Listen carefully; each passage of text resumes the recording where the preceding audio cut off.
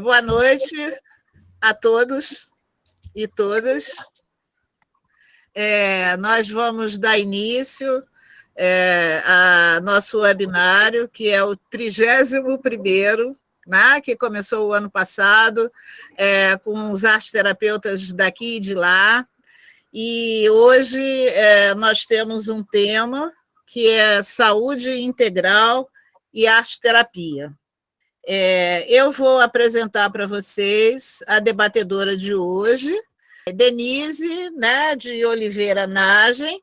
Ela é especialista em arte-terapia pelo Pomar, é arquiteta, urbanista, pós-graduada em psicologia analítica.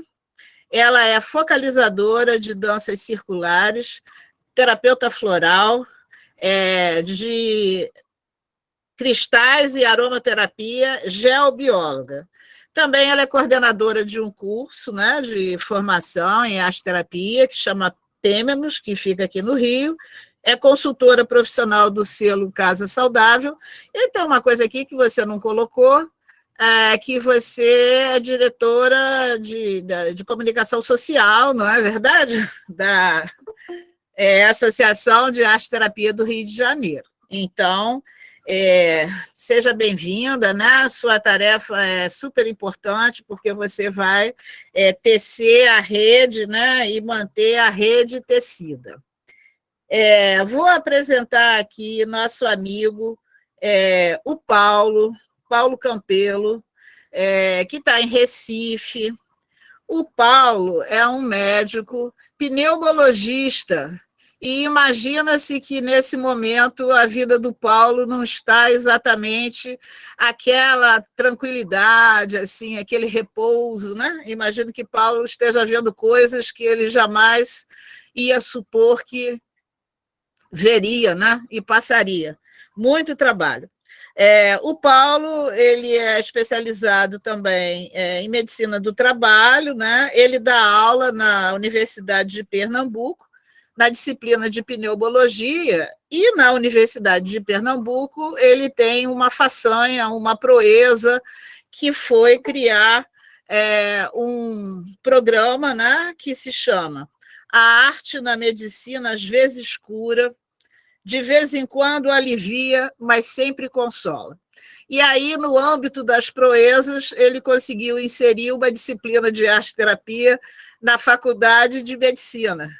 Olha isso, é realmente uma proeza, né? Porque já tem muitos anos isso, e agora, muito tempo depois, eu creio que há uns 2 ou 3 anos, Cambridge, né? Que é aquela universidade que o pessoal adora dizer que estudou, mesmo que não tenha estudado lá, a faculdade de medicina deles colocou a arte no currículo para ensinar os médicos, não apreciação estética, ensinar os médicos a fazer o melhor diagnóstico.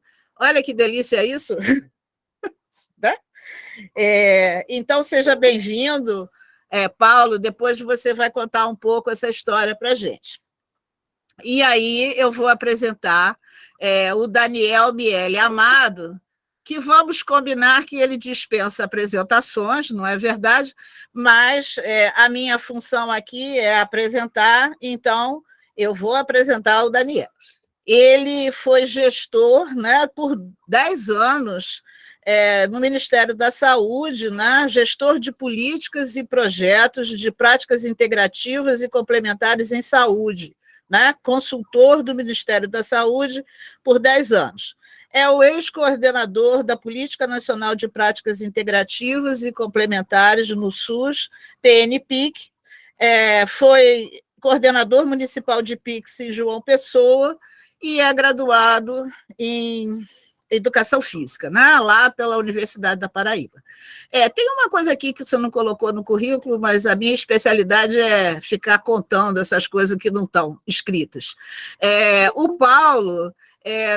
o Daniel, ele fez uma gentileza para nós arteterapeutas, porque abriu uma possibilidade da gente fazer uma cartilha, né, há um tempo atrás, que é uma cartilha muito importante para nós, né, que é divulgada nos espaços nacionais de arte-terapia, nas associações regionais, e isso é produto de um gentil convite do Daniel, né? Que nós ficamos assim, deu um trabalho, viu, Daniel, fazer aquilo enorme, imenso, mas a gente ficou muito feliz de fazer, e está aí o material, né, para ser, todo mundo pode fazer download, é um material gratuito, e foi dirigido para os gestores de saúde, né, para as pessoas saberem, afinal de contas, que coisa é essa que é a arte-terapia, né?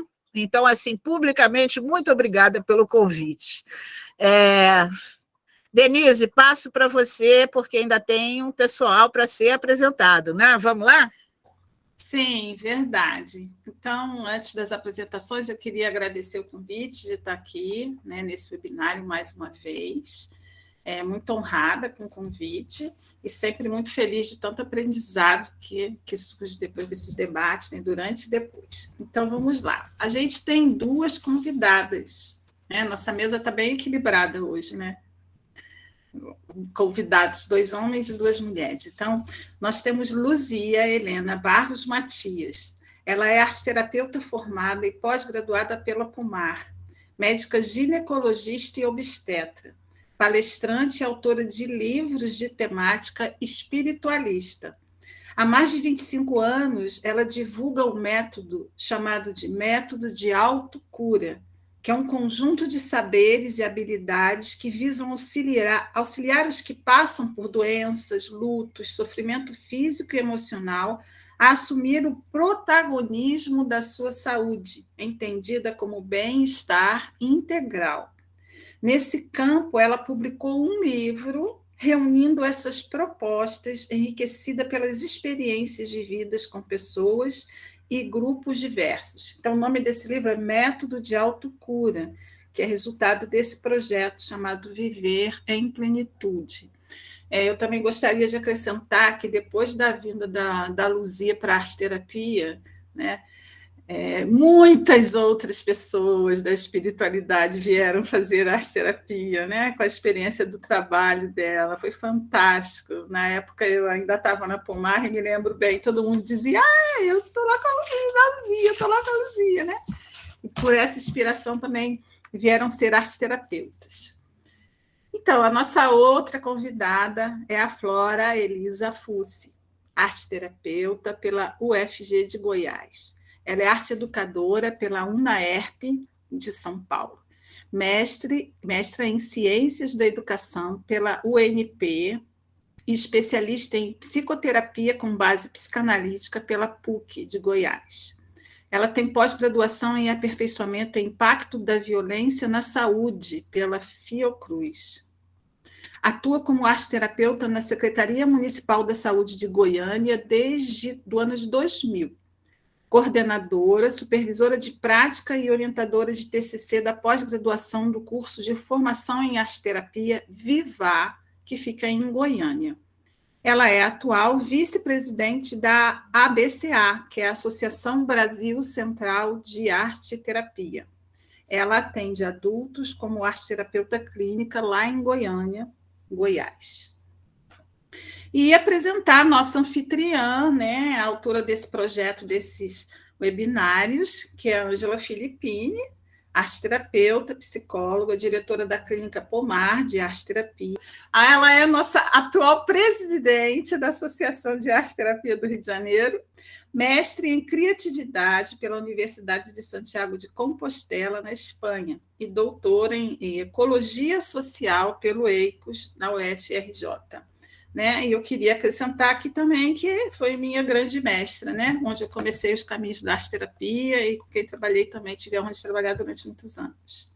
Então, agora eu te passo a palavra, Ângela, para você iniciar e abrir o nosso tema. O nosso tema hoje é saúde integral e arte-terapia. E a gente vai começar, né, passando a palavra para nossos convidados do dia de hoje, para que eles compartilhem um pouco o que eles entendem por saúde integral, não é? Na medida que isso é um conceito polissêmico, né? E dependendo de quem escuta e de quem fala, a gente tem assim algumas ideias que podem ser diversas, né? de outras ideias e de outras pessoas. Então, eu queria começar compartilhando com vocês o meu entendimento de saúde integral, que, para mim, está assim entrelaçado com o conceito de saúde global. E a pandemia veio nos ensinar, assim, com uma didática muito rigorosa, né, muito objetiva, que saúde global tem a ver com saúde integral, né? Porque houve um adoecimento planetário, houve um adoecimento mundial, e eu queria falar que, assim como a gente tem um conceito de saúde integral, talvez a gente possa pensar que pode estar acontecendo um adoecimento integral, né? Sobretudo no nosso país, né? Com as condições adversas que a gente está vivendo, seja de retrocesso na área dos cuidados, né? De um modo geral. Então, as pessoas, aparentemente, elas estão adoecendo fisicamente, emocionalmente, economicamente, e eu que venho dessa área da ecologia social, vejo assim um amplo adoecimento na forma das interações sociais das pessoas, né? Assim, um esgarçamento da maneira como as pessoas poderiam interagir, e, para mim, particularmente, isto tem a ver com saúde e ausência dela. Então, aí que, nesse contexto, né, que eu queria colocar a minha percepção de saúde integral. Está muito para além de uma questão fisiológica, né, e está muito para além de um pequeno contexto geográfico, na minha percepção. Aí eu passo para a Denise, que tem aquela tarefa, né, complexa de marcar tempo, né, de coletar as contribuições dos palestrantes. Vamos nós. Vamos nós para o nosso desafio, né? Então, assim, antes de passar a palavra, eu queria trazer uma pequena reflexão sobre o título mesmo, né, da palestra, do webinário, né? Saúde integral. Eu acho que a palavra integral, né, faz a gente pensar em uma necessidade de juntar coisas, né, de integração, né? E isso faz a gente entender que a gente não pode ter só um ponto de vista, né? Como a Ângela trouxe aí várias outras questões bem para além do que primeiro a gente pensa que é saúde. E eu penso também, eu tenho uma certeza interna, né, por tudo que já passei na vida em termos de estudo, que isso já foi integral e que em algum momento a gente se perdeu. E que eu acho que a gente precisa que todo mundo ajude a achar o caminho do seu ponto de vista, né, daquela vista daquele seu ponto, para que a gente possa ter esse olhar mais global, né? Que a gente possa sair do nosso lugar de conforto e olhar sobre outros lugares, para que a gente realmente possa fazer essa integração dessa saúde. Bom, então, vamos começar, né? A primeira pergunta é uma pergunta para todos os nossos convidados, é a mesma pergunta nessa primeira rodada, e vocês terão 5 minutos para responder.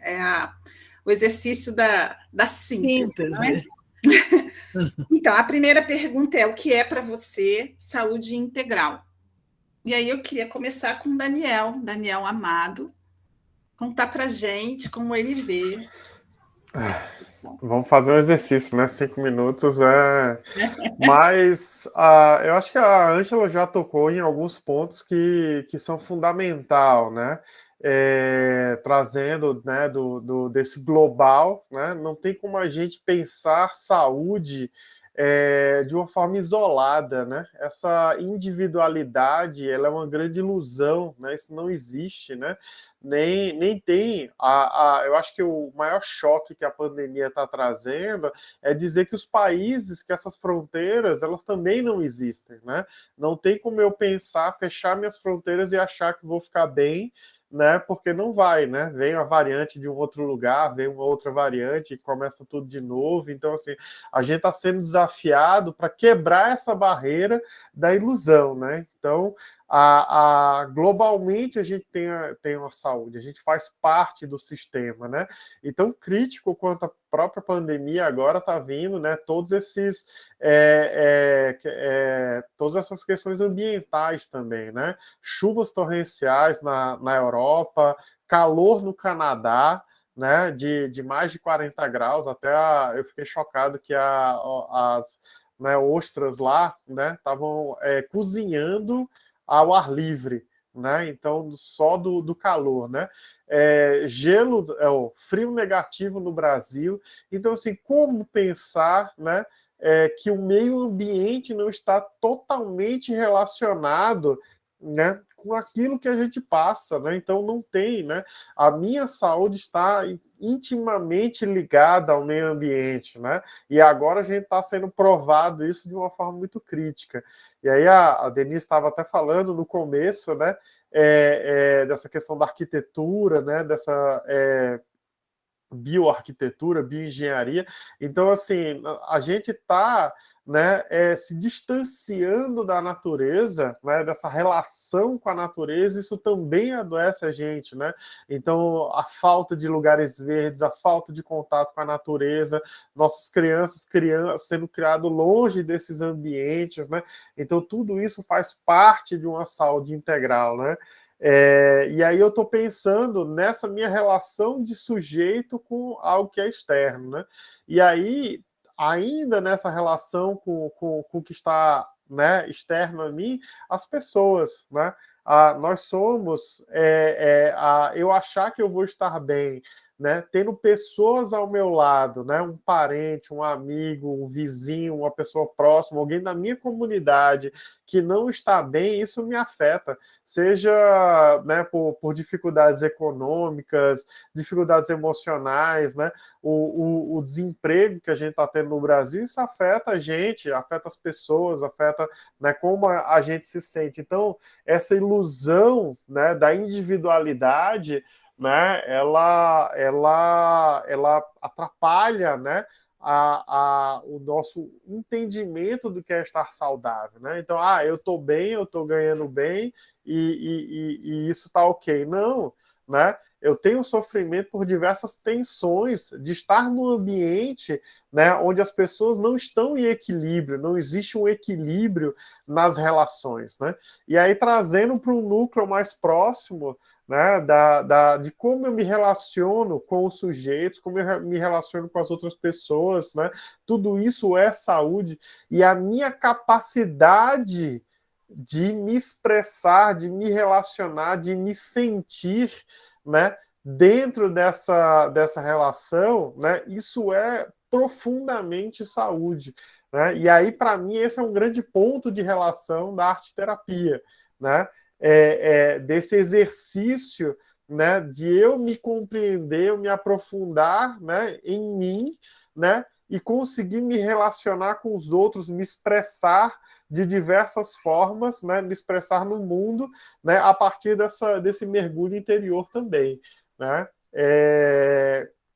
Então, essas questões fazem parte da saúde, né?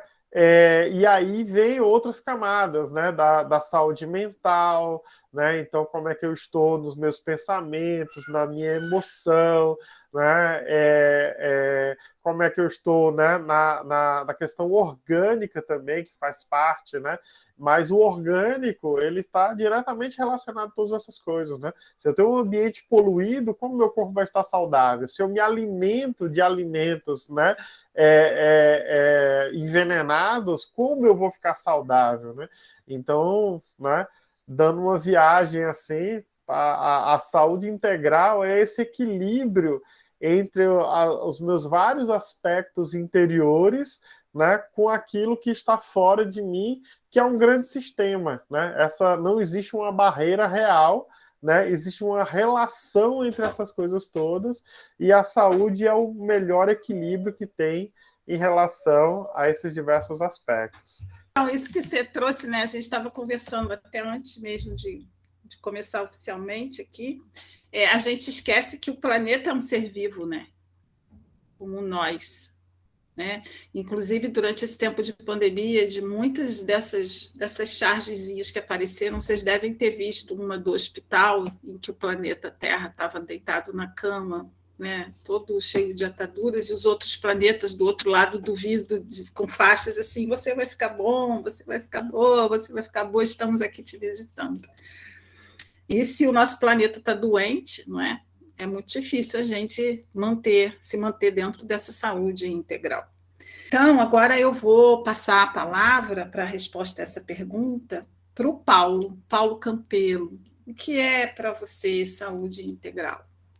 Deixa eu resumir algumas coisas em relação à saúde integral. Eu podia até poetizar o que é saúde integral. Se você botar no Google, tem cada coisa belíssima. Mas eu vou dar o meu exemplo. Saúde integral é tudo que eu não estou vivendo atualmente. Porque para você ter uma saúde integral, você precisa da quietude do corpo, da alma e do espírito. E para isso, você tem que trabalhar alguns pilares. Então, eu tenho 42 anos de formado, estou com 66 anos. Então, eu tenho os meus pilares para tentar harmonizar e me dar essa quietude de espírito para que me dê uma saúde integral. Hoje em dia, o que é saúde integral? É tudo que Paulo Fernando Barreto Campelo de Melo não está vivendo. Vou dar um exemplo. Eu gosto, para você ter como pilar de vida, algumas pessoas praticam esporte, não é? A parte física. Eu gosto de corrida de rua. Faz quase 2 anos, por causa da pandemia, que eu não pratico esporte de corrida de rua. Não libero essa endorfina. Há 25 anos, eu montei a Orquestra de Médicos de Recife. Faz 1 ano e 4 meses que a Orquestra dos Médicos não toca. Um dos maiores... Então, veja bem, eu estou falando a parte de lazer. Um dos maiores lazeres que eu tinha, eu já não estou fazendo. Afetividade, que é um outro pilar. Você ter família. Domingo, meu neto, que vai completar 7 anos, veio depois de 1 ano e 4 meses aqui no meu apartamento. Isso não significa que eu não vi ele, mas eu quero dizer que, como eu sou médico, fiquei com medo de que ele viesse para um apartamento. Então, quando eu me encontro com ele, que é muito pouco, eu me encontro num espaço muito aberto. Às vezes tem uma praia aqui em Recife, longe, chamada Maria Farinha, a gente se encontra lá, eu de máscara, tudo. Então, aquele contato que eu tinha semanalmente para levar meu neto para praticar escolinha de futebol e natação, morreu. Então, perdi outra forma de relacionamento afetivo. Amigos, eu não me reúno com amigos. Então, só disso você vê. Eu não toco, eu não corro, eu não tenho contato mais próximo com minha nora, nem com meu filho, e com meu neto muito menos. Então, para dar um exemplo, faz 1 ano e 3 meses, ele veio aqui domingo, no Dia dos Pais. Então, veja como as coisas estão afetando quando eu digo que integralidade da saúde, eu não tenho pelo lado afetivo nem pelo lado esportivo. O lado pilar importantíssimo na minha vida, a parte profissional. Eu adoro dar aula, né? Eu sou formado há 42 anos e ensino há 38. Além de pneumologia, a Angela comentou, a gente introduziu há 12 anos atrás a disciplina de arte-terapia dentro do currículo médico, e eu tenho uma outra disciplina que eu também introduzi há 7 anos, dentro de toda a área de saúde da Universidade de Pernambuco, chamado Saúde e Arte, que é mais como você comunica com a arte. Uma coisa é o tratamento da arte-terapia, o outro é a parte mais de comunicação. É uma das coisas que eu mais gosto de fazer, é dar aula. Então, já não tenho mais essa aula presencial. Outro quadro ligado à profissão. O estresse que estou é uma coisa terrível. Eu sou clínico geral e sou pneumologista, trabalho nessas 2 áreas. Eu não faço consultório de arte-terapia, eu coloco a arte dentro da universidade. Pois bem, 1 minuto antes de vocês começarem aqui, já vem a mensagem: Paulo, acabou de ser noticiado que a Delta chegou em Recife. Então, já é um outro problema que eu sei que a gente vai enfrentar. Então, essa é a minha integralidade na saúde. Eu sou uma pessoa que eu adoro fazer consultório. Então, eu atendo meus pacientes, eu não abraço, não tenho mais medicina no olhar. Por quê? Porque eu trabalho com a N95, uma máscara cirúrgica, um face e um macacão. Eu sou um astronauta com meus pacientes. O que é que eu estou fazendo agora? Eu teria uma fotografia, eu de cara limpa, eu digo, se um dia vocês encontrar na rua essa pessoa aqui, esse é Paulo Barreto Campelo. Que bom. Isso para os que não me conhecem. Porque minha irmã, que é médica, ficou um mês internado na UTI e disse, Paulo, médico que tratou de mim, se eu me encontrar no meio da rua, eu não reconheço ele. Então, é outra coisa. Aí, acabo de receber essas notícias. Morreram 5 familiares meus de Covid. Então, você imagine tudo que eu estou vivendo. Eu sou uma pessoa religiosa, espiritualizada, mas religiosa. Então, eu pratico a religião, eu sou católico, eu vou à missa, deixei de ir à missa para esses locais assim, que tem as práticas religiosas. Então, a minha religiosidade é dentro de casa. Mas eu estou dizendo, mostrei, espiritualidade foi comprometida, esporte foi comprometido, lazer, a orquestra do médico, corrida, contato com familiares, tudo. Perda familiar, comprometido. Profissionalmente comprometido. Para resumir os 5 minutos, Denise, eu digo a você que o que é que significa saúde integral para você? Tudo que eu não estou vivendo nesse momento. E a pandemia, pelo menos, mostrou uma das coisas que eu sempre discuti, que a área médica, principalmente, não só a área de saúde, mas a médica, estava existindo uma obesidade tecnológica e uma desnutrição humanística.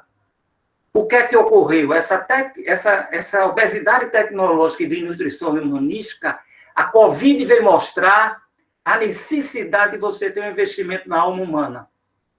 Quantos pacientes internados precisou de um acolhimento? Quantos familiares precisam de um acolhimento? Quantos profissionais de saúde estão precisando de um acolhimento? Isso é tecnologia de ponta, mas é uma tecnologia de ponta baseada nas bases humanísticas. Então, eu vou resumir para vocês exatamente o que é, para mim, integralidade dentro da área de saúde. Tudo que eu não estou vivendo nesse momento. Sim, Paulo. O seu relato faz a gente entender bem claramente, né? Tudo. Deixa eu só fazer um comentário. Sim. Eu fui formado pela Pomar também. Eu sou arteterapeuta que eu me formei há 12 anos atrás, viu?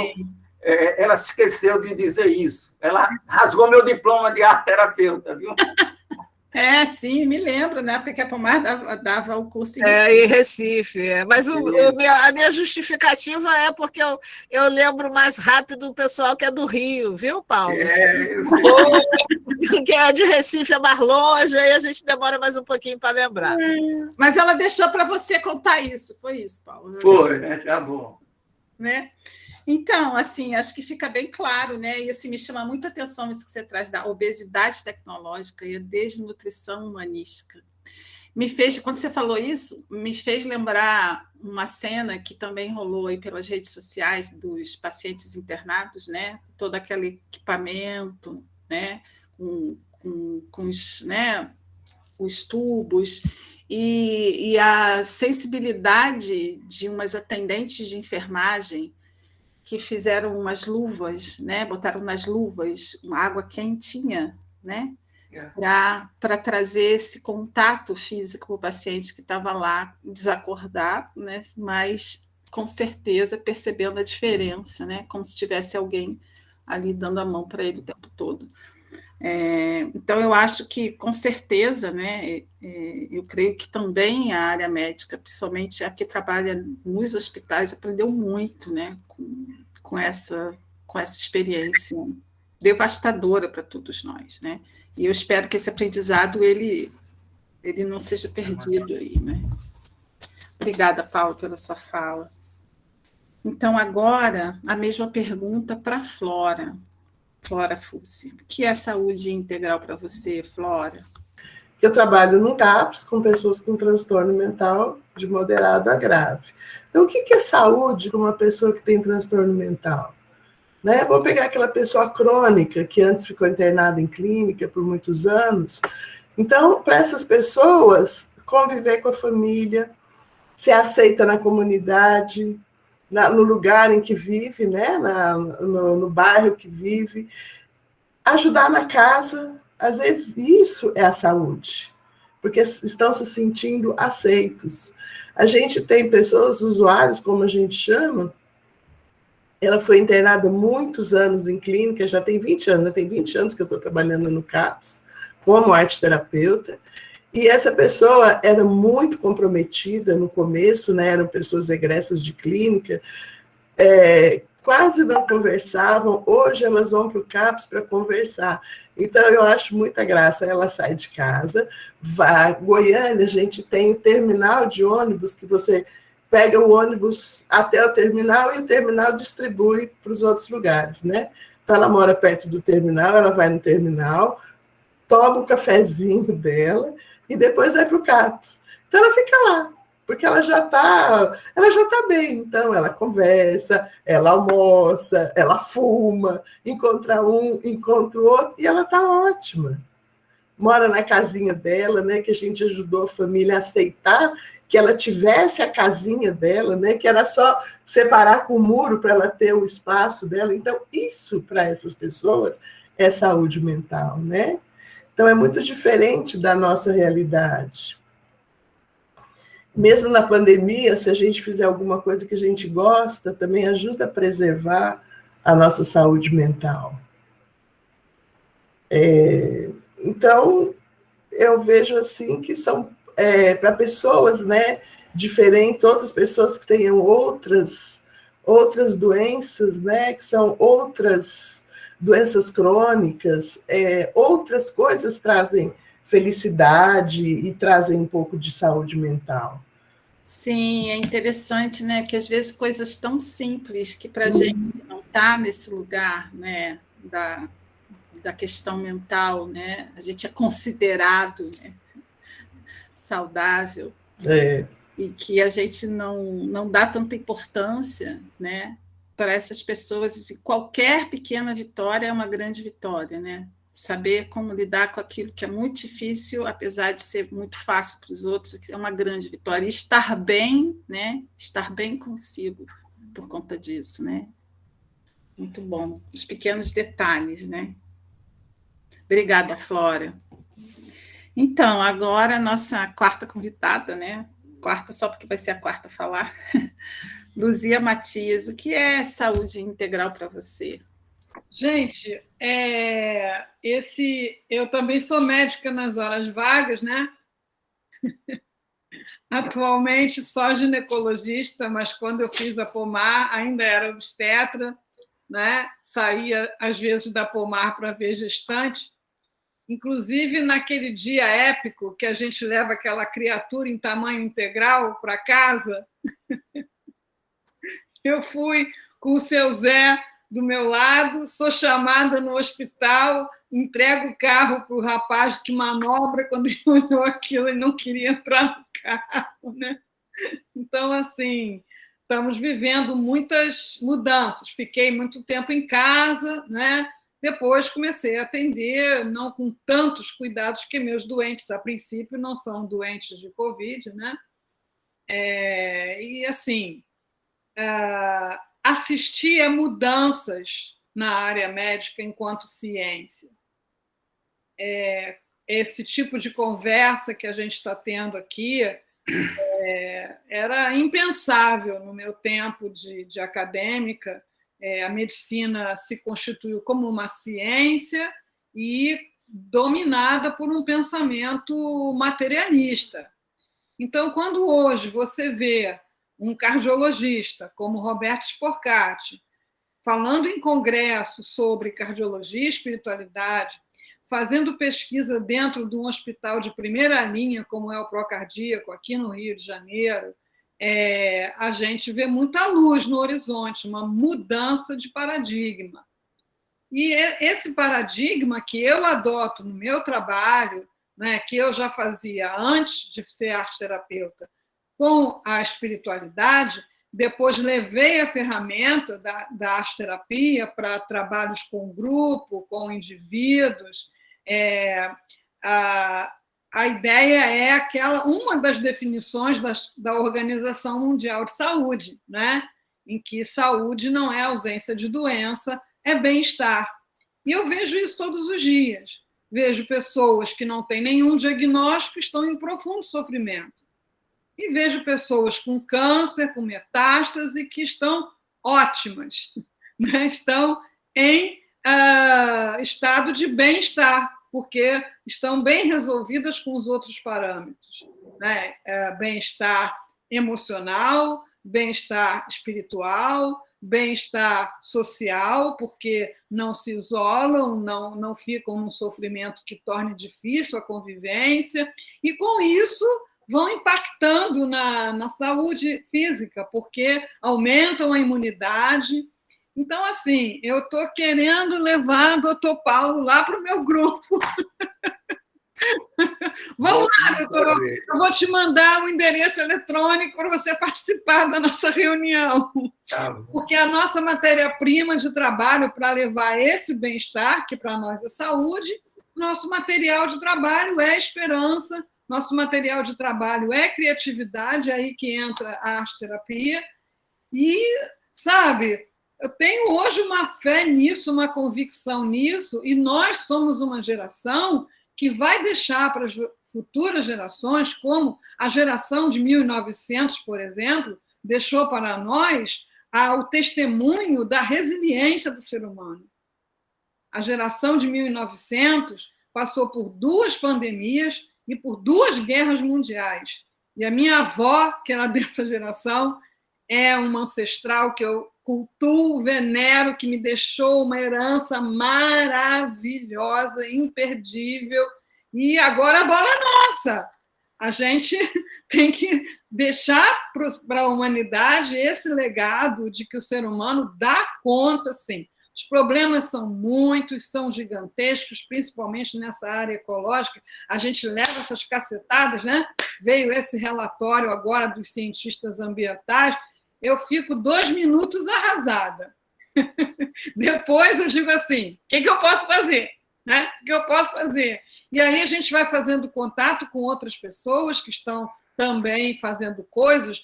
Nunca houve tanto movimento de ajuda solidária, de cuidados com a natureza, de ideias de trazer mais bem-estar para a sua vida, mesmo com um environment, né, tão complicado.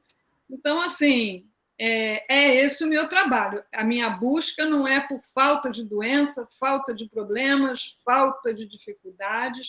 O meu trabalho é justamente promover protagonismo através da esperança, da resiliência e da criatividade. A criatividade, hoje, eu cultuo como os gregos cultuavam Apolo, entendeu? Porque já vi fazer milagres. A gente chama milagre, porque você vê uma pessoa chegar devastada por um luto e, através de um trabalho de fuxico, através de um trabalho... Eu fiz um trabalho com um grupo de escreverem o livro da sua vida, foram várias sessões, primeiro a infância, daquilo resultava uma imagem, depois a adolescência, e depois a gente fez o lançamento desses livros.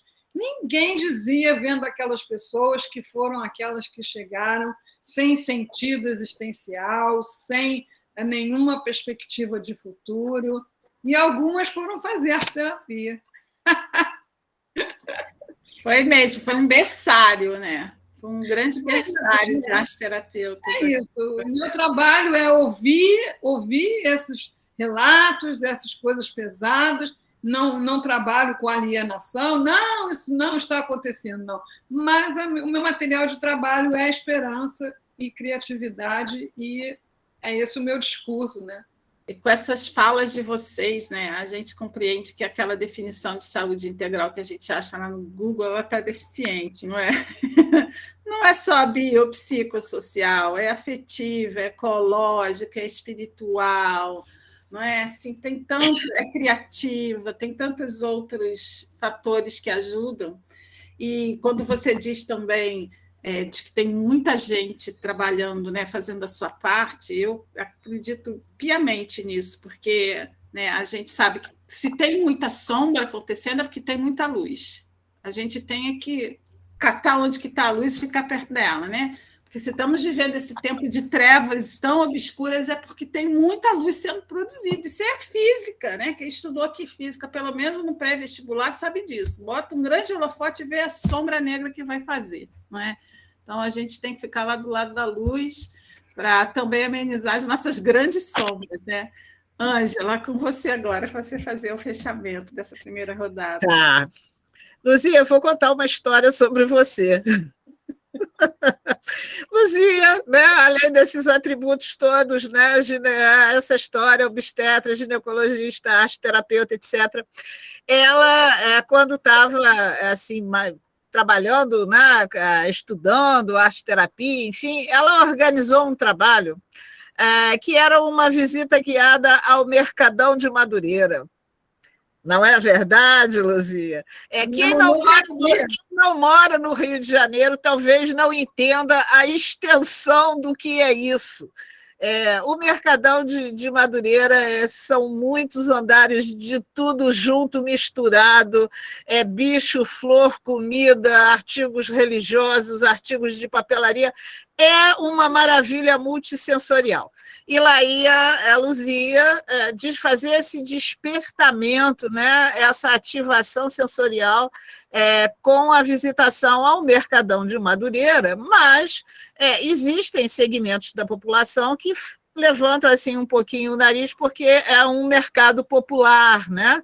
E eventualmente tem um cheirinho ou outro que não é tão assim.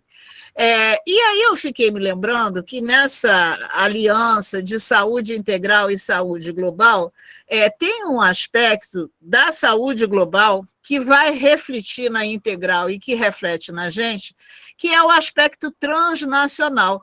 Porque o Daniel falou que já não tem mais fronteira, né? Esse negócio de fronteira é uma enganação, né? Então, tem determinadas práticas biomédicas que são hegemônicas, né? E que elas entram, né, na rubrica da saúde global e elas fazem um apagamento do que é o saber local. Né? Então, eu sei que o pessoal fazendo aquele esforço para fazer farmácia viva, a coisa da fitoterapia, né? Essas coisas mais suaves, mas aí vem são os procedimentos invasivos, os equipamentos caros, né?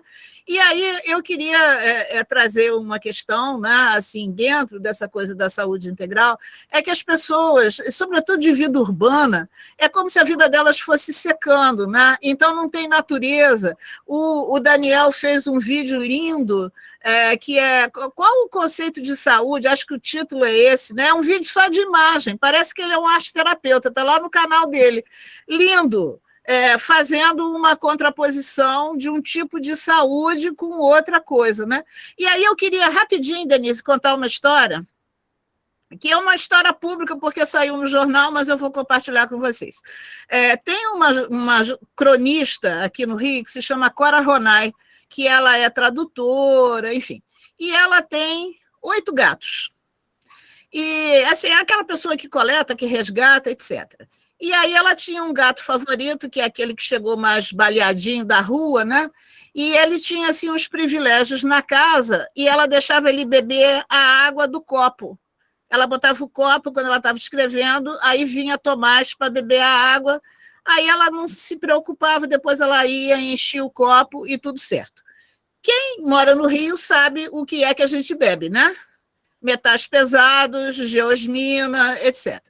E aí ela bebia água mineral, né, que é o que a gente faz, né? Nós aqui agora temos esse hábito, né, que é um hábito mais caro. A gente, em vez de beber a água que é servida pela companhia de águas, a gente bebe água mineral.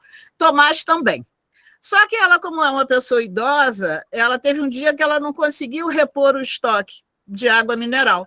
Aí ela pegou a água da torneira, botou no filtro, filtrou, botou no copo e em cima da mesa.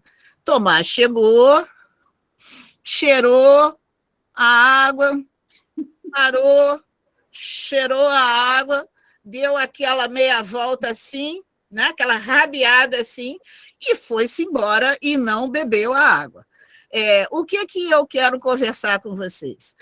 A vida natural, ela tem uma sabedoria, porque, assim, Tomás não quer beber geosmina e metais pesados. Ele prefere água mineral. A gente é que vai bebendo qualquer coisa, porque está com pressa, porque é mais barato, porque não sei o quê. Gente, isso também é saúde integral. Como que a gente maneja água? É uma coisa vital para a vida da gente, para a nossa saúde.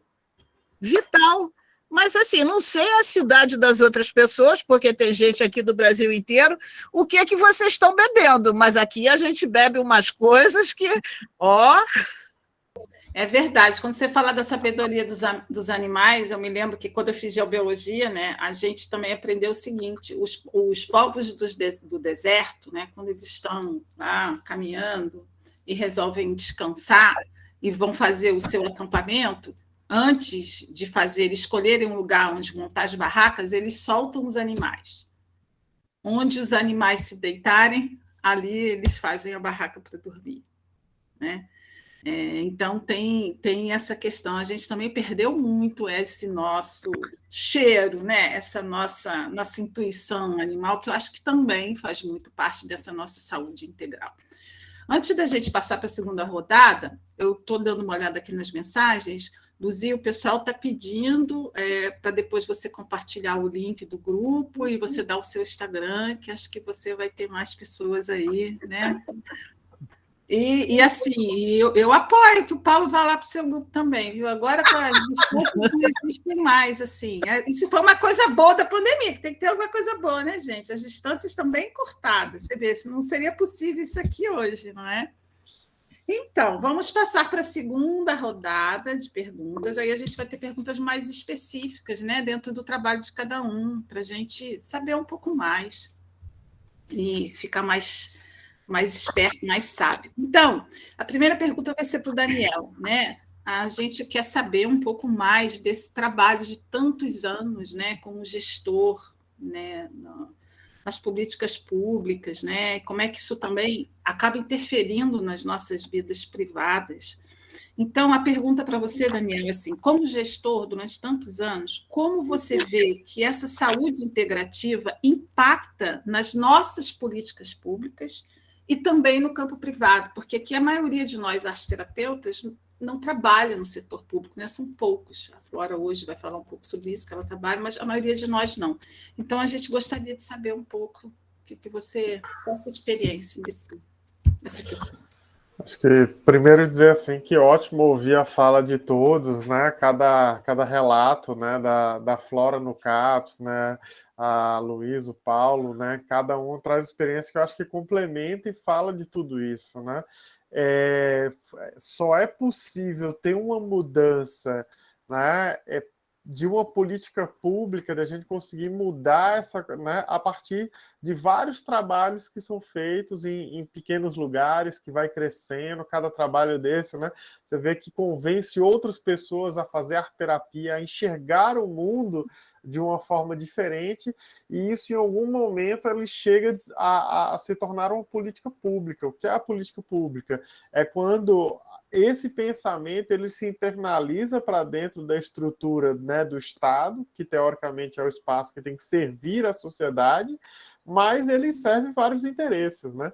E quando esse conjunto da sociedade diz assim, olha, precisamos disso, isso é um caminho, isso se torna uma política pública. E olha que fantástico a gente ter uma política pública como a política de práticas integrativas, que traz isso para dentro do sistema de saúde, que quebra essa rigidez que a Luísa falou, né, da formação médica, né, de anos atrás, e abre a possibilidade dentro de um sistema rígido, robusto, que tem um financiamento muito voltado, né, para cada vez mais, né, para essa medicina tecnológica, como o Paulo falou, e cada vez menos humanística, e de repente a gente tem algo que diz assim, opa, peraí, a gente tem que enxergar o ser humano de outras formas, né? Então isso é fundamental. E aí a política de saúde, por exemplo, ela começa a transbordar para a educação. Então, a gente já tem várias experiências de práticas integrativas nas escolas, né? Tem várias experiências de integração das farmácias vivas, né, com a agricultura familiar, com a agroecologia, né? Então você vê que ele vai ali, né, crescendo, vai tocando outras coisas, né, e vai sensibilizando, né, outros profissionais, outras áreas, né? Então isso eu acho que é um grande impacto que a gente tem dessa política pública, e isso volta enquanto modelo, né? Eu acho que um outro aspecto é que não tem mais como a gente enxergar o ser humano apenas pelos seus aspectos biológicos, né? A gente já tem a consciência que isso é limitado, e para isso a gente precisa atuar a partir de vários olhares e vários conhecimentos, né?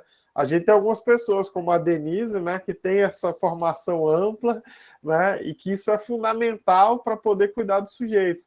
Mas enquanto sistema, enquanto política, a gente tem que trabalhar com equipes multiprofissionais, né? Seja no público, seja no privado, né? Porque se o público ele tem uma fragmentação, às vezes no privado essa fragmentação é ainda maior, né?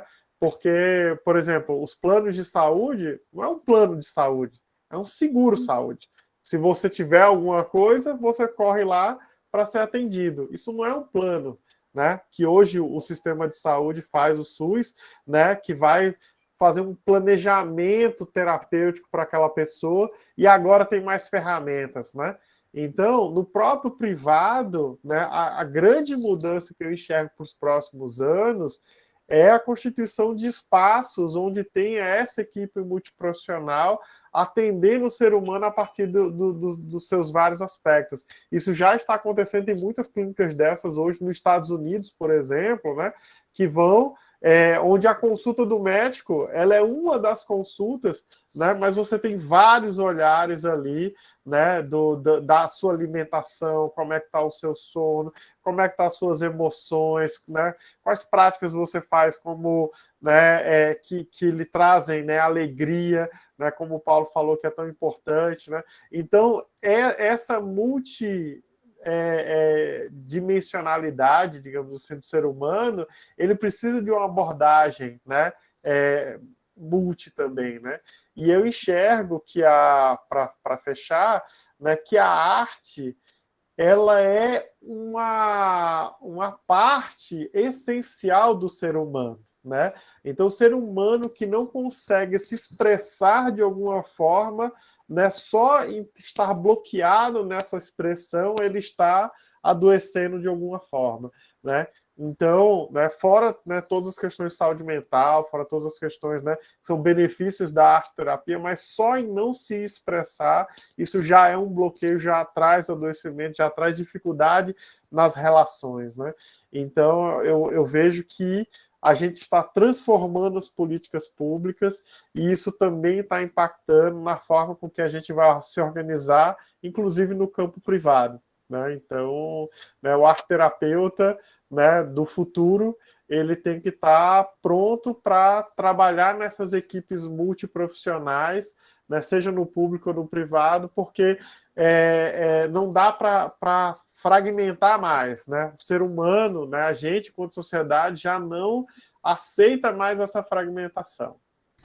Sim, fantástica a sua fala, né? Porque realmente é o sonho, né? A gente poder também na área privada não trabalhar só para curar o sintoma, quando a coisa já está toda, né, estragada. A gente poder realmente ter um planejamento de saúde, né, com várias visões. Isso, eu acho que também, se a gente começar como povo, né, como pessoa, começar a exigir isso, né, o privado vai acabar tendo que fazer, né? Precisa ter uma consciência. Eu não quero só vir me cuidar quando eu estiver morrendo, eu quero não ficar doente, né? Eu quero que o meu plano de saúde também cubra a minha assistência psicológica, né? Eu quero que cubra também uma prática integrativa que eu precise. Eu acho que é um trabalho possível, né? Difícil, mas possível. Um comentário. Esses são um pouco as temáticas que que eu tenho tratado no canal, né? Que Ângela comentou, né? Então, justamente trazer. Então, lá eu também estou falando dessas limitações que a gente tem nos planos de saúde. Em outros países funciona de uma forma um pouco diferente. Das vantagens, das limitações que a gente tem no sistema público enquanto uma política, né? Então, como é que a gente está fazendo essas transformações e desse conceito, né? Do que é saúde. E aí eu me desafiei em trazer, né? De uma forma simples né, um pouco desse contraste, né, nessa saúde, nesse mundo que a gente vive, tecnológico, né, ansioso, estressado, né, que destrói a natureza, que destrói as relações, né, com outras possibilidades de viver, né, mais conectados com a natureza. Então, e aí a ideia era ter, né, algumas falas, algumas transições, até uma locução, mas as imagens estavam falando mais, né, passando, que eu achei que, né, tirar a fala era mais expressivo do que colocar uma narração no espaço. Então, foi Ele já está no legal. caminho da arte-terapia e não sabe, né, Ângela? Botar no caminho da arte-terapia e não sabe. Quem quiser conhecer lá no YouTube, muitas palavras. Tem esse material lá. Ótimo. Depois também, o pessoal está pedindo para depois deixar o link, né?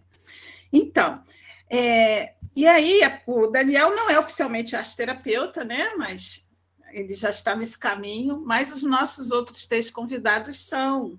Ó, já tá, Daniel pode deixar o link? Sim, ele vai deixar. Nas considerações finais, a gente passa os links, né?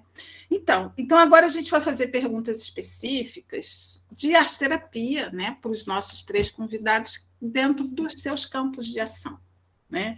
Então, o Paulo, né, que trabalha no hospital, médico há tantos anos, então a gente quer saber de você, Paulo, como que a arte-terapia dialoga com a medicina em seu trabalho no hospital? Aí, antes disso, só lembrar, alguém tinha lembrado aqui no bate-papo, eu tinha até notado aqui para não esquecer, hoje é Dia Nacional das Artes, né? Porque um decreto-lei de 1978, no dia de hoje, reconheceu a profissão de artista, de todas as artes, música, literatura, cinema, desenho, pintura, né?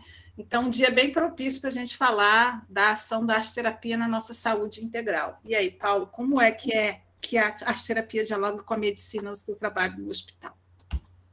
Eu acho, já que você falou do Dia das Artes, né? Então a gente tem que fazer um agradecimento especiais às tintas, aos pincéis, às partituras musicais, à imagem congelada, que é a fotografia, ao movimento corporal, que é a dança, que é o que nos fazem celebrar a vida, né?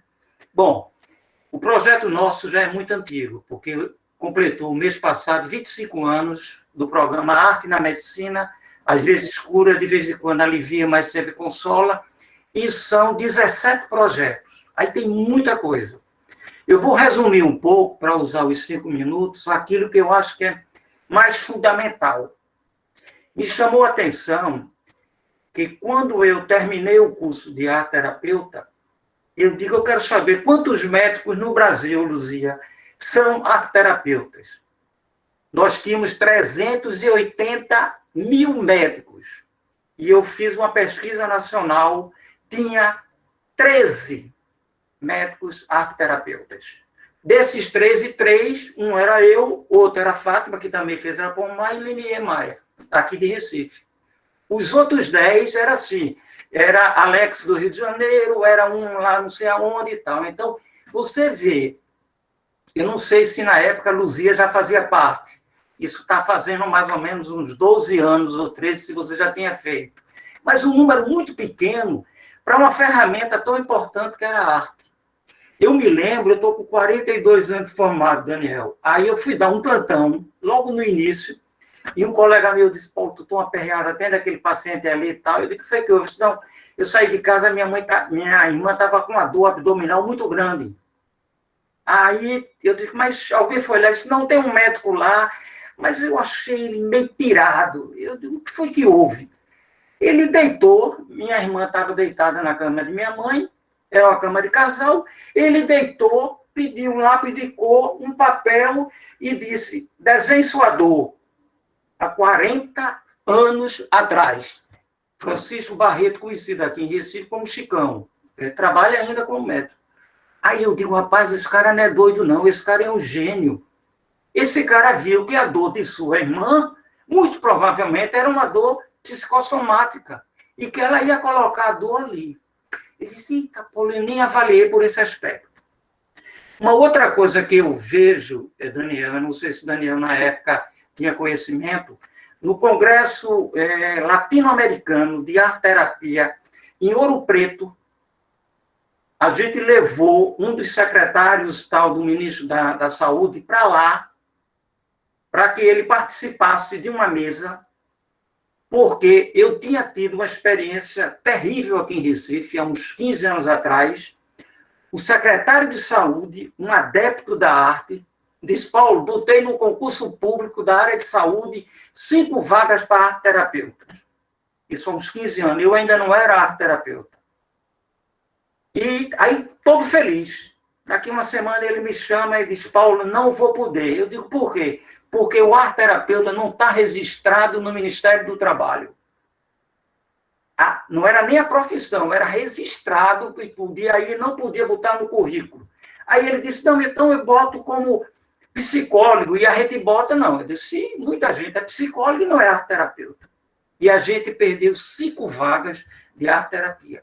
Levamos o secretário para lá, para esse congresso latino-americano em Ouro Preto, e de lá as coisas foram andando. Hoje em dia, a gente acha que é uns 3 anos atrás, né, Ângelo, eu não lembro bem, está um código no Ministério do Trabalho do arte-terapeuta. Então, eu fico muito feliz de estar sendo incluído quando, na época, a gente não pôde abrir nenhum concurso porque não era registrado no Ministério do Trabalho.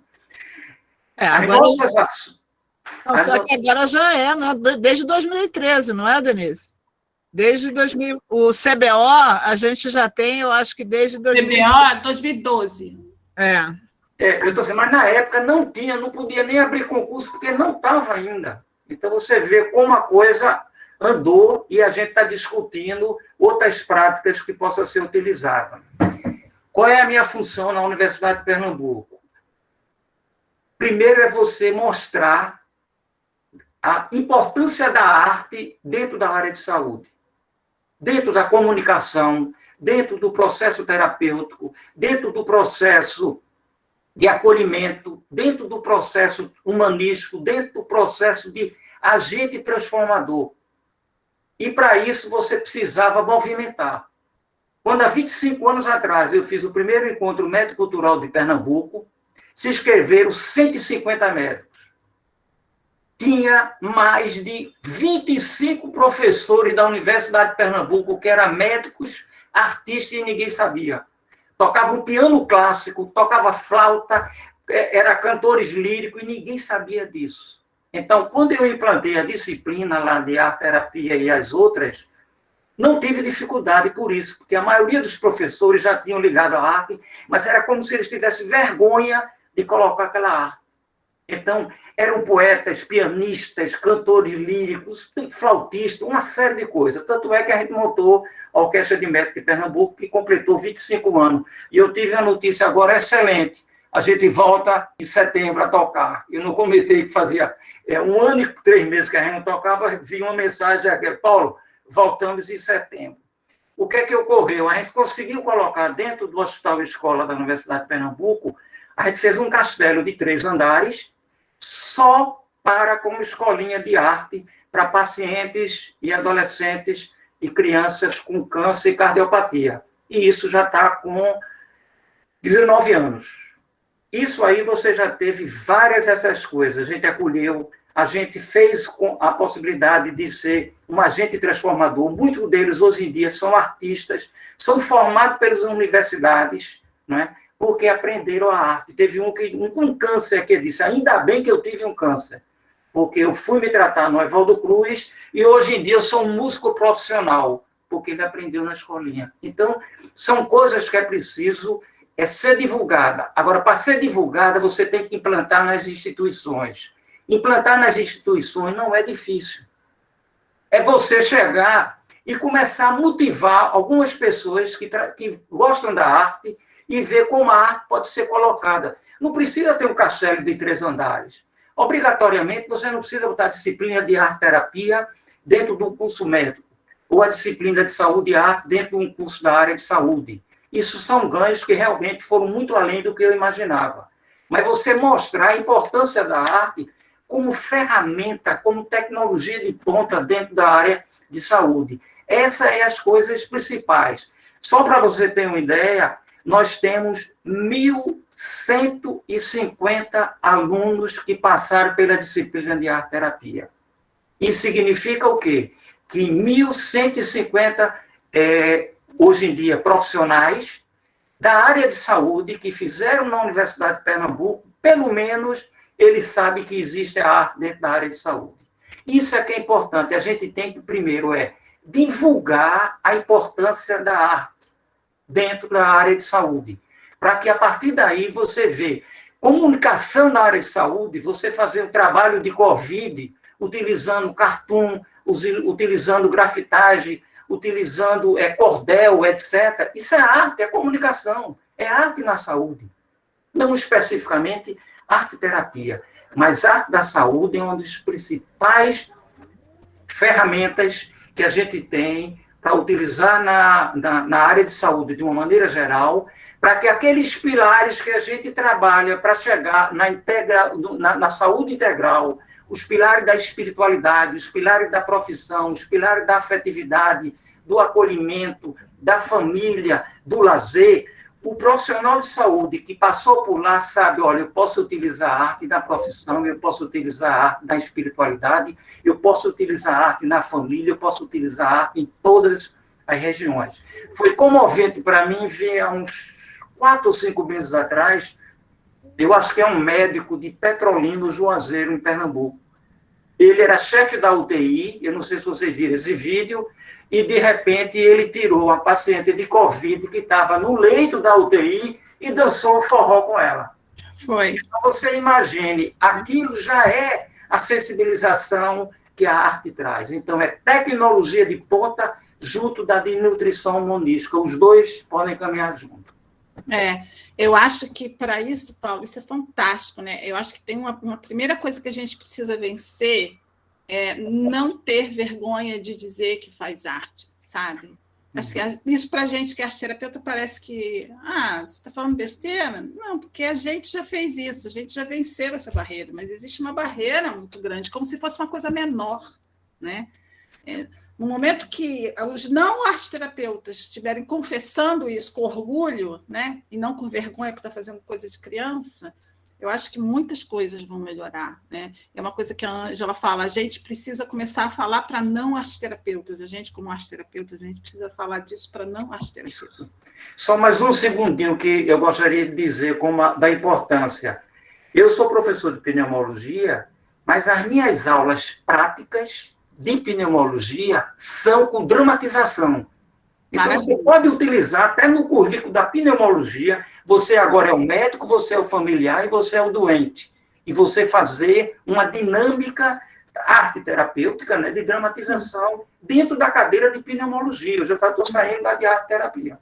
Sim, exatamente, porque a criatividade, a arte está presente no nosso cotidiano em todas as situações, né? Claro, não tem nenhuma... Entender que a arte está aqui, né? Em tudo que a gente faz, na hora que você faz uma comida, na hora que você arruma um armário, tudo é arte, tudo é arte, né? Obrigada, Paulo.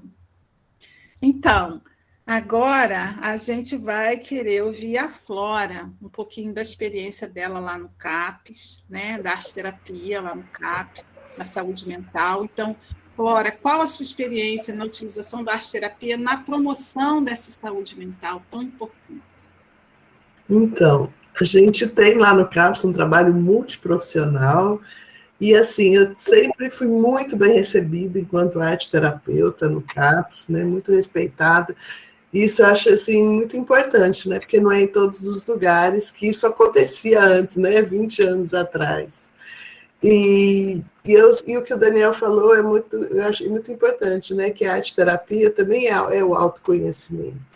E é esse autoconhecimento que vai ajudar as pessoas que têm transtorno mental a se conhecerem e melhorar. Por exemplo, eu tenho uma crise. Por que eu tenho uma crise? Né? O que acontece que eu tenho a crise? Como que eu vou lidar com essa crise. Então, a arte-terapia tem feito essa parte, né, de como a pessoa vai lidar. E eu trouxe um caso assim, que é muito interessante. É uma moça que chegou, uma senhora, e ela com síndrome do pânico. E ela é muito falante, muito engraçada. Aí, na hora de fazer o trabalho, né, como que você se vê, com que animal você se reconhece? Ela falou assim, eu vou fazer um gato. Porque o gato falou desse gato. Quando ela fez, saiu uma onça. E ela ficou muito brava, porque ela não era uma onça, ela era um gato, uma gata, né? Aí depois ela pensou, quer dizer, veio a sombra, né? Aí ela pensou e lembrou, falei, nossa, quando eu era criança, eu era briguenta na escola, eu brigava até pelo meu irmão que não se defendia. Quando ela se viu enquanto onça, ela pôde brigar pela própria saúde, né? E dar um salto com relação à síndrome do pânico. Então, esse olhar para o desenho, para as suas questões de uma forma concreta, ajuda muito na saúde, né?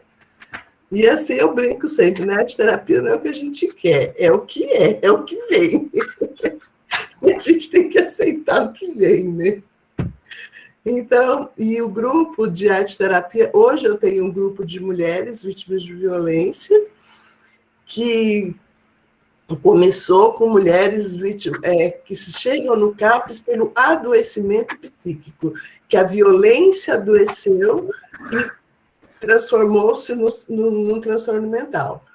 E, com a pandemia, estão chegando mulheres vítimas de violência recente. Essas primeiras, né, a violência aconteceram há 60 anos atrás, que nunca puderam ser faladas. Então, eu gosto de fazer a caixinha de segredo, né? Eu faço um desenho bem bonito no papel, faz a caixinha com dobradura e põe o segredo lá dentro. Então, as coisas podem começar a aparecer de uma forma suave, né, como é na arte-terapia. E hoje estão chegando as mulheres vítimas de violência da pandemia. Então, é muita ansiedade que está chegando também. E a gente vai nomeando a dor, né, Paulo? Que cor que tem a sua dor, como é a sua dor. Tinha uma paciente do grupo das mulheres, que tudo era preto, coração preto, e aí com desenhar com carvão, que aí vinha aquele coração bem preto mesmo. Porque muitas vezes a mulher fica muito presa na vitimização, né? Aí começa a vir aquele coração, já não é mais tão preto, ele já começa a ter um monte de buraquinho, né? Que já não é tão preto, começa a aparecer a luz, e aí a pessoa também vai vendo, né? Que, nossa, já não está tão escuro. Então, aquilo que dava tanto medo vai desmistificando aquele medo. E a gente, no grupo, ele é um grupo aberto. Então, as pessoas que já estão bem, se sentem necessidade, pode voltar para o grupo. Às vezes é uma crise, é um problema na casa, um problema de relacionamento familiar. Então, chega, Flora, posso participar do grupo? Pode. E aí é uma questão, às vezes, pontual, e aí a pessoa se reorganiza, e aí vai trabalhando a saúde, né? A saúde mental, vai buscando o que é saúde para as pessoas, né? As pessoas acham que saúde é ir para o spa. Não, tomar um cafezinho é saúde, né? Escolher uma roupa boa que você goste para pôr, um banho gostoso, né? Aquilo que faz bem para a gente é saúde.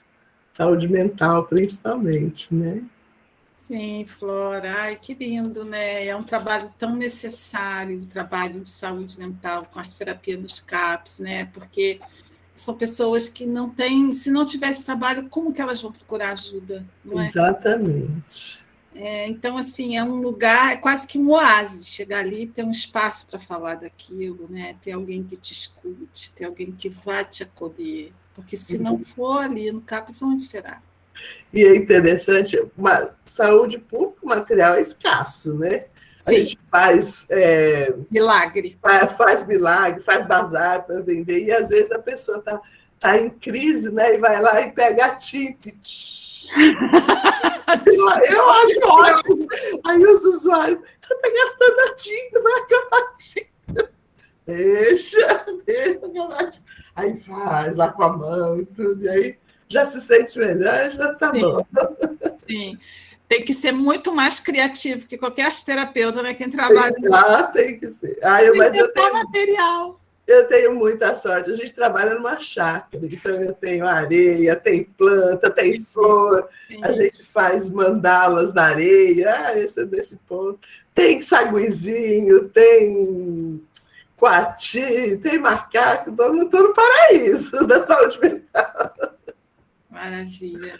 Obrigada, Flora. Obrigada pelo seu trabalho. Então, agora a gente vai ouvir uma outra experiência, né, que tem a ver com a espiritualidade, que é o trabalho que guia e todo esse percurso da Luzia como médica e condutora de grupos, né, de espiritualidade dentro desse olhar de que a arte cura. Então, Luzia, como a arte-terapia e a espiritualidade podem dialogar para a saúde integral? O meu espaço de exercício de espiritualidade é numa casa espírita, né? Em casas espíritas, em geral. Mas esse trabalho, ele não tem necessariamente vínculo com as propostas do espiritismo, né? A gente trabalha uma conexão com o sagrado, uma conexão com Deus, uma conexão com o self, uma conexão com o eu superior, a pessoa pode chamar do que ela quiser, né? Que é um exercício que demanda você conseguir dar foco na sua dor, afinal de contas, qual é o problema, né? E trabalha por práticas meditativas, por exercícios de respiração, uma escuta interior, né? Então, isso a gente já vinha fazendo há muito tempo. Com o aporte da arte-terapia, a gente pode passar essa experiência para a expressão. E aquilo fica registrado e é mais um espaço da pessoa dialogar com essa possibilidade. Quando a dor aperta, quando chega uma doença grave, quando chega um luto, a pessoa pode ter passado a vida toda distanciada dessa experiência, que nessa hora ela vai...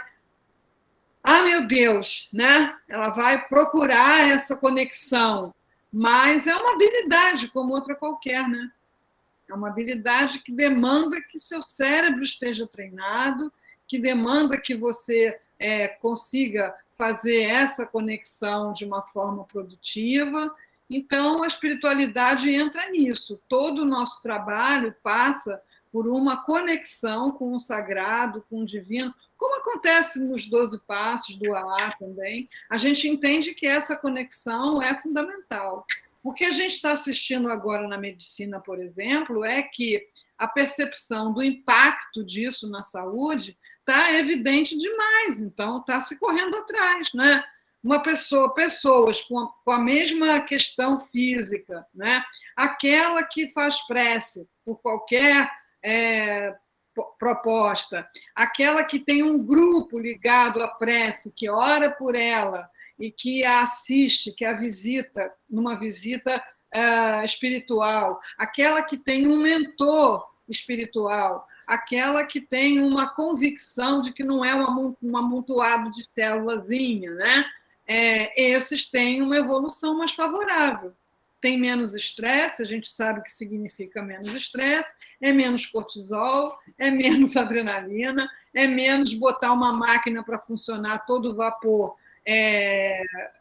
gastando, né, o sistema, atrai a cooperação da família, do grupo. Então, já existem questionários, né, nos meios médicos para, assim como tem aquela anamnese, né, convencional, uma anamnese espiritual. O senhor tem religião? O senhor faz alguma prece? O senhor quer conversar comigo, que sou seu médico, sobre isso?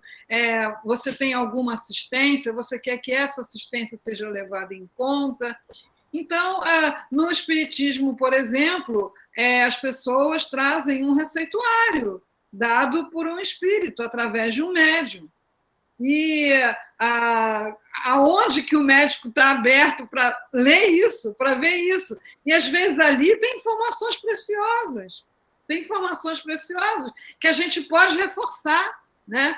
Então, hoje, eu acho que só mesmo aqueles que estão alertados para isso abrem esse espaço, mas isso está no radar da medicina. O médico que ouve o seu paciente sobre a sua fé, sobre a sua convicção religiosa, que usa isso para pacificá-lo, para esperançá-lo, né? Para fazer com que ele se sinta acolhido, tem um ganho mensurável, né? Isso hoje já está chegando e é irreversível, não tem mais volta. Como foi o caso da proposta do Pat Adams, né? Com a alegria no hospital. Então, a gente aqui, que é bem jovenzinho, lembra que o hospital era tudo cinza, cama tudo cinza, ainda tinha aquela enfermeira sinistra, né? E agora você tem palhaço no hospital, você tem coral, tem corais maravilhosos que vão lá cantar os doentes. E os médicos, quem está observando aquilo ali, se rende, porque as pessoas melhoram, as pessoas usam menos analgésicos, menos remédio para náusea, as pessoas se recuperam melhor. Então, o fato se impõe, né? Então, a gente tem essa prática da espiritualidade, que a pessoa, dentro do nosso trabalho, dentro do que a gente divulga, ela pratica segundo a sua convicção. Se ela é católica, ela reza o terço, se ela é evangélica, ela faz lá a prece dela do jeito que ela sabe. O importante é que a pessoa pratique esse canal, porque por esse canal vem intuições, vem aberturas de horizonte, vem força para enfrentar, né, toda essa situação, inclusive essa que a gente está vivendo, né? Eu adoto um horáriozinho que começa com a prática meditativa, do relaxamento, da respiração, para me pacificar com tudo isso que está acontecendo. Porque se nós perdermos o controle, né, o que será de quem não teve acesso ainda a nada disso, né? Então, a espiritualidade entra aí. Estimular que a pessoa viva a sua espiritualidade. Nem que seja aquela assim, Senhor, eu estou aqui. Isso hoje, né, está sendo... está se impondo a visão materialista, medicina baseada em evidências. Como a gente escuta isso, né? Medicina baseada em evidências, como se existisse uma medicina que não leva em conta as evidências, né? Isso agora está se impondo e a gente está participando disso, e eu acho que o arteterapeuta deve, né, de base junguiana principalmente, né, evocado ou não evocado, Deus não é porta-voz dessa ideia. Eu me coloco assim. Maravilha, Luzia. Tem muitas coisas importantes que você trouxe aí, mas me chamou muito a atenção essa história da anamnese, né? O quanto que é importante a gente também fazer essas, não só no campo psi, mas em todos os campos, né? Porque tudo isso afeta. A gente sabe disso, mas às vezes na hora da gente registrar isso, a gente fica muito ali, a gente, como massoterapeuta, fica muito ali só no psi, e a gente precisa ampliar, né? Você tem religião, você acredita em alguma coisa, né? Você deposita a sua fé, e outras questões também, a questão social, como que isso realmente... A gente está vivendo, né, um momento do surgimento e da consolidação de uma especialidade chamada tanatologia. cuidados paliativos. Ninguém queria saber de gente que está morrendo, não tem jeito. É verdade. É uma mudança, sabe? Promissora, bastante promissora. Então, essa pessoa está morrendo, mas ainda não morreu, ela tem o que dizer, né? Você sabe que existe até um trabalho, acho que em Minas, de mulheres que são doulas da morte. Não sabia. Ajudar as pessoas a passarem por essa, nascer para a morte, né? Quando ela chegou. Só através de uma prática espiritualizada. Só para fazer esse trabalho só Não existe outro caminho, né? Que legal. Uma outra coisa que você traz dessa coisa das evidências, né? Eu acho que a gente, principalmente quem está nesse lugar aí, né, mais científico, a gente precisa registrar isso, né? A coisa que sempre a Ângela fala, né? De provarem que a arte-terapia, que a arte cura, né? A meditação está ganhando muito espaço porque tem pesquisadores usando ressonância magnética. Exatamente. O PET scan para mostrar que aquilo mexe com o cérebro. Porque assim eles acreditam. Né? Assim, a pessoa faz meditação, mexe com o cérebro. Né? Exato. Então, assim, obrigada, Luzia. Eu vou passar para a Ângela, né, para ela fazer um arremate desses assuntos. Você sabe que a gente já vai entrar em considerações finais, né? Mais meia horinha só. Mas a gente tem meia horinha para as considerações finais. Então, eu queria compartilhar com vocês uma experiência que eu vivi de um trabalho que foi feito numa comunidade, uma comunidade litorânea, né? Uma ilha que a gente tem aqui no Rio, que se chama Ilha Grande, que é um lugar assim muito interessante, mas que tem muitos problemas relacionados com o turismo predatório. E aí a Secretaria, creio que de Desenvolvimento Social, em convênio com o BID, conseguiu uma verba para fazer um trabalho chamado Educação dos Sentidos. E aí chamou esse povo de PIX, sabe, Daniel? Chamou o povo de PIX. Era yoga, biodança, arte-terapia, enfim. E assim, foi uma experiência muito interessante, né? Acabou quando terminou a verba do BID, porque a secretaria não tinha como seguir bancando. Eu acho que a única agrura do processo era carregar 50 quilos de argila no barco, né? Porque tem que sair daqui do Rio, pegar aquele barco, né? 50 quilos de argila era assim, né? Tinha que mobilizar todos os passageiros para ajudar a carregar, mas valia a pena. Mas o que eu quero contar era assim, que a linha de raciocínio da secretaria é que se as pessoas tivessem uma sensação de bem-estar, de prazer, elas seriam menos predatórias no turismo delas. Essa era a linha de raciocínio, que faz todo sentido, tem a ver com saúde e tem a ver com saúde integral, né? Então, quem conhece a região sabe que se chega de catamarã, e aí o povo chega que chega, né? Vamos que vamos. Parece ser aquela horda de unos está chegando e não deixa. E aí nós trabalhávamos na Casa de Cultura, e era muito simples.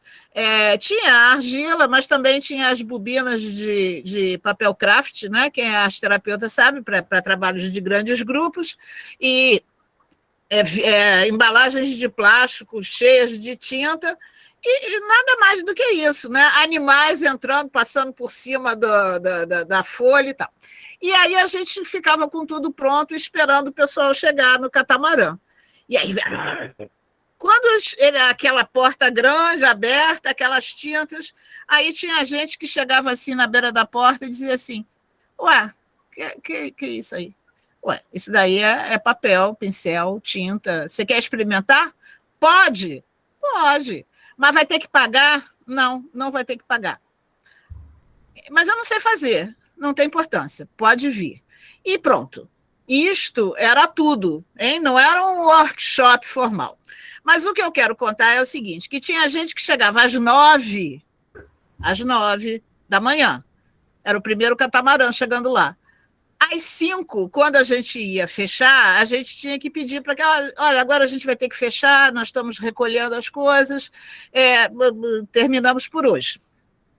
E aí aquilo começou a ter um efeito multiplicador, porque deixou de ser o pessoal que fazia o turismo predatório, passou a ser as crianças da região que não tinham possibilidade de trabalhar com arte. Aí a população nativa começou a mandar suas crianças para fazer coisas, e eles adoravam fazer coisas de argila. E o pessoal que era dono de pousada, que ficava totalmente isolado lá, porque aquilo é uma ilha, e a relação com os turistas não era assim exatamente uma Brastemp. Então, o que eu quero contar é o quanto que a arte é potente nesse nível da transformação, né, da transformação comunitária. Gente, isso é saúde integral, isso está na nossa mão, nós sabemos fazer isso. A gente também sabe fazer humanização hospitalar, mudar, quando a Luzia fala essa história desse lugar inóspito, adverso, mas bota a mão do arte-terapeuta para ver quantas coisas que a gente pode fazer nesse espaço adverso, transformar isso. Nós podemos literalmente estar na palma das nossas mãos. Então, vamos usar, né? Eu acho que minhas considerações finais, elas passam por aí. Vamos acionar as estratégias daquilo que a gente sabe fazer e que a gente sabe que é produtivo terapeuticamente, né? Porque, de verdade, gente, doença é que não falta para transformar, né? Mas, assim, nesse tempo que a gente está vivendo, e, assim, pensem que a gente fica fazendo essas contas de quando termina, mas se vocês estão lendo os textos e estão vendo, quando terminar vai vir o contexto pós-pandêmico, que vai ser um conjunto sindrômico de coisas que é o rescaldo do contexto pandêmico. Então, vamos embora fazer, né? Vamos embora fazer. Então, Daniel, considerações finais, por favor. Eu acho que essa fala da Ângela, né, me toca nessa questão do nosso potencial transformador, né? E a arte, ela tem esse potencial, né?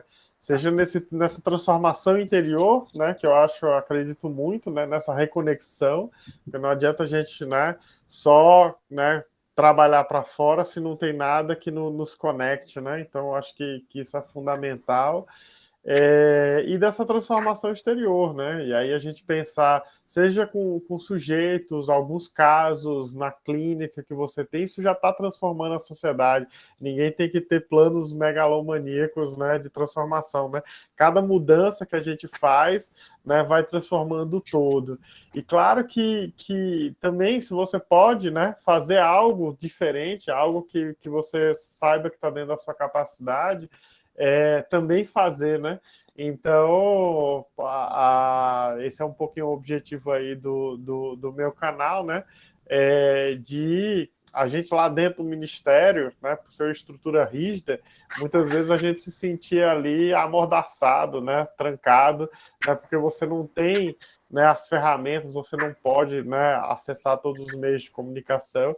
Então, eu aproveitei a saída do Ministério da Saúde para dizer, não, agora eu quero falar o que eu não podia, né, da forma que eu quero, da forma mais tranquila e de uma forma que chegue nas pessoas. Então, tem esse objetivo, né, que não é guardar, né, nada. Então, eu acho que tem diversas formas de fazer isso, né, em diversos espaços. E para mim o ser humano, né, ele não é completo, né, se ele não tiver algo de arte, né? Não porque a arte é um pedaço separado que tem que complementar, não, porque a própria expressão do ser humano, né, ele se torna arte. Então, se não está tendo nenhum tipo de expressão, tem alguma coisa que não está no lugar. Vamos descobrir o que é isso, né? Então, eu acho que é isso, né, de consideração, né? Dizer assim que foi muito legal, né? Poder contribuir nas políticas públicas, né? Eu estava nessa construção de trazer, né, um conjunto de práticas, né, não biomédicas para dentro da política, né, e a arte-terapia, a musicoterapia, entre outras práticas, a dança circular, né, elas entraram, né, a gente com essa certeza, né, de ser um potencial transformador do sujeito, né, e isso tinha que estar no sistema de saúde, né? Então, né, parabenizar esse trabalho é um campo que só vai crescer, na minha opinião, né, porque o ser humano é complexo e não adianta a gente querer enxergar por uma dimensão, medicalizar a vida e achar que isso, né, tecnologizar a vida agora, né, porque tudo agora vai ser, né, mais tecnologia, né, um relógio que vai medir sua glicemia, isso, aquilo, mas ele não vai medir, né, aquele sofrimento, aquela questão, às vezes não é um sofrimento, mas um incômodo que tem ali, né, no seu coração, no fundo da sua alma, né, e são outras coisas muito mais sutis que vão chegar lá, né, e eu admiro muito aí todos os arteterapeutas, né, por ter, né, trabalhar nesse campo. Então, agradeço o convite da Ângela, né, por estar aqui nesse espaço, né, agradeço aí a Denise, né, por essa, né, condução, né, leve, e foi muito bom estar aqui com vocês todos ouvindo, e vou ficar para ouvir, né, o que todos têm a dizer, que eu estou me engrandecendo bastante. É isso. Obrigada, Daniel. Foi um prazer você aqui com a gente. Paulo, suas considerações finais, 3 minutinhos. Tá. Eu vou aproveitar 2 falas para fazer essa consideração final. A primeira, quando o Daniel comentou da arte como investimento, né? E da tecnologia, que tudo é tecnologia. Tecnologia é se saber que a maior tecnologia, a tecnologia de ponta, é o investimento na alma humana. E a arte é uma das maiores ferramentas para você chegar na alma humana. Então, a tecnologia de ponta é o investimento na alma humana. Meus alunos perguntam, professor, o que é que você acha de medicina baseada em evidência? Eu digo assim, tiro óculos e eu digo, eu gosto muito mais de medicina baseada no olhar. Essa é a medicina baseada no olhar. E eu, para finalizar, vou fazer uma homenagem, porque eu vi que fizeram uma pergunta. Paulo, o que é que os alunos acham da não sei o quê? Todos esses trabalhos, eu faço o trabalho e levo para congresso. Levei a experiência de arte-terapia e da pneumologia utilizando arte, da disciplina de arte-terapia para o Congresso Brasileiro do Ensino Médico da ABEM. 100% dos alunos, 100%, não era 99,9%, não, 100% aprovaram e pediram que as outras disciplinas fizessem a mesma coisa. É preciso mostrar frutos. A gente tem vários livros publicados, um deles é Medicina Humanizada com Arte. E aí, Luísa começou a falar, e eu atrás, porque eu sei que tem vários doutorados e mestrados falando sobre espiritualidade nos Estados Unidos, Juiz de Fora, em todo canto. E eu tinha um cartoon que eu fiz há uns 10 anos atrás e publiquei no livro. Não sei se você dá para ver. Espaço ecumênico. Aí você vai ver várias formas de religiosidade e cada paciente escolhendo em qual delas vai dentro do ambiente hospitalar. E aí vem o cordel. Tem gente que em nada crê, mas outros têm suas crenças. A saúde humanizada respeita, sim, diferenças. A outra também vai em homenagem a você, que é ginecologista. É outro livro que a gente publicou, me baseei no meu neto, A Dádiva do Cuidar, Princípio das Humanidades, que é como você deve conduzir seus filhos, desde que nasce até 13 anos, para eles não sofrerem no dia a dia. Isso de cordel e cartoon. E como você falou que era ginecologista, e a gente tem um som da vida, que é o parto com música. Eu também fiz um cartoon e um cordel, e que está aqui, olha. O parto, o menino dançando, não sei se está dando para ver, e o cordel diz o seguinte: a criança, quando nasce, ouvindo música tocar, basta escutar uma nota que já começa a dançar, para dizer que não precisa dar pancada na criança, entendeu? Então, é a homenagem, eu finalizo um outro livro chamado No Terreno das Histórias, a semente humanizada, História para acordar os homens, celebrar a vida. É o trabalho de arte-terapia que eu me esqueci de falar. A gente vai no leito das crianças e faz com que as crianças escutem as histórias de Chapeuzinho Vermelho e Cinderela, etc. Depois, elas criam suas próprias histórias. A gente publica, a gente faz vídeo com eles de animação, e aqui tem exatamente 100 histórias. 70% a morte está presente. Numa delas, a criança diz: morrer, uma criança de 5 anos com câncer, morrer é a gente fechar os olhos e ficar sonhando para sempre. Veja que definição de morte. Uma criança de 5 anos com câncer. Morrer é a gente fechar os olhos e ficar sonhando para sempre. E para esse médico da UTI que dançou forró com a paciente...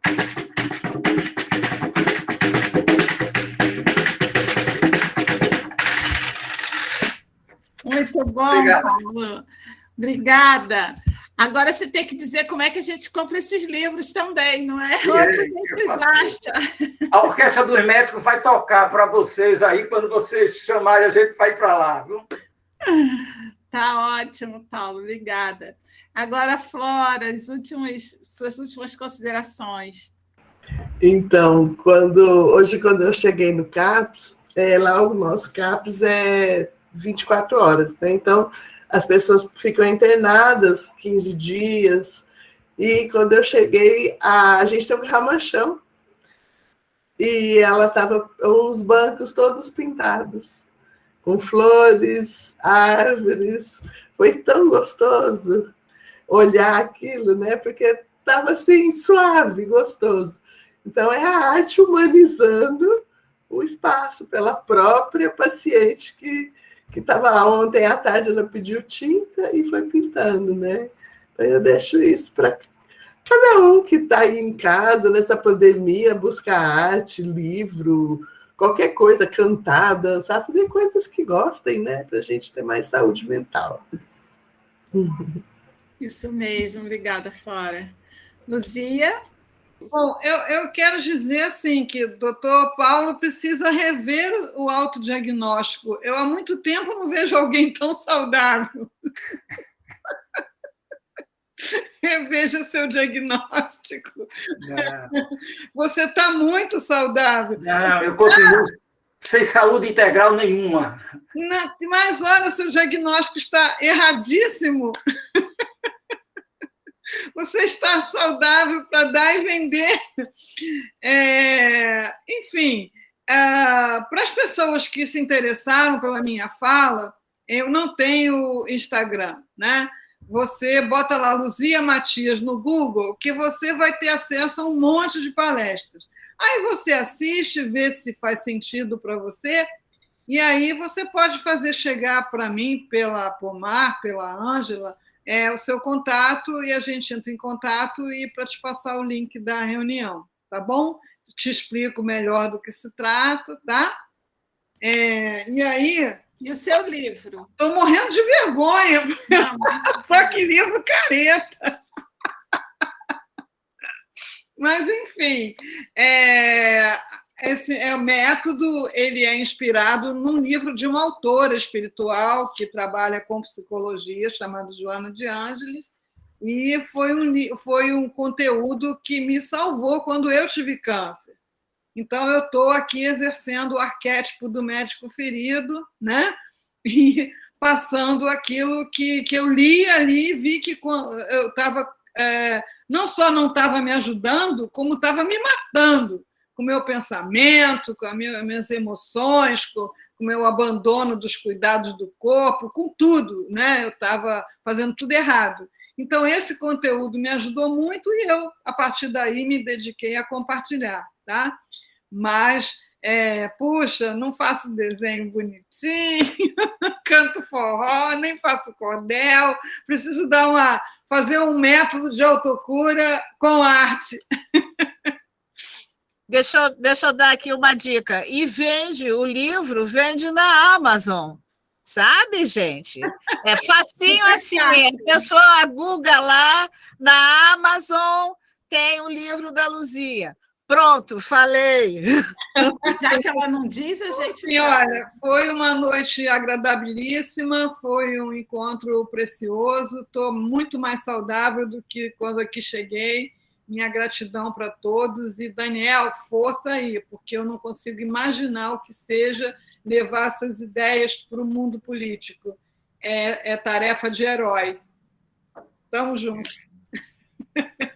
Então, eu queria agradecer a todos, agradecer por essa fantástica experiência de estar aqui ouvindo todos vocês, todas vocês, todos vocês. Foi muito enriquecedor, realmente. Agradeço, Ângela, pelo convite de estar aqui. E eu queria deixar só uma frasezinha que, hoje, pesquisando um pouco, eu achei uma frase de Nietzsche, que fala o seguinte: a objeção, o desvio, a desconfiança alegre, a vontade de troçar são sinais de saúde. Tudo que é absoluto pertence à patologia. Então é isso. Muita arte para todo mundo, Ângela. Então, gente... O Nietzsche tem aquela frase dele de almanaque, né, que a gente pode aplicar na pandemia. O que não me mata, me fortalece. Também. Então, assim, eu agradeço aos palestrantes, né, que se dispuseram a vir compartilhar suas vivências, né, afetivas e anímicas e profissionais. Denise, obrigada pela... ter conduzido o debate. Obrigada a todos que formaram um círculo, essa egrégora, para que a gente pudesse discutir essas coisas. Sempre há pessoas novas na reunião e alguns que são mais frequentes. Também temos um canal, com todas as 30 conversas anteriores, que está no meu nome, Ângela Filippini, e o canal do Daniel, que está no nome dele, Daniel Amado, e tem esse lindo vídeo só de imagens, que ele está treinando para quando ele for arteterapeuta, ele já tem um vídeo. Então, assim, muito obrigada. A nossa próxima roda, que a gente sempre gosta de contar, é sobre os ancestrais, porque eles também nos fortalecem. Então, muito obrigada e até.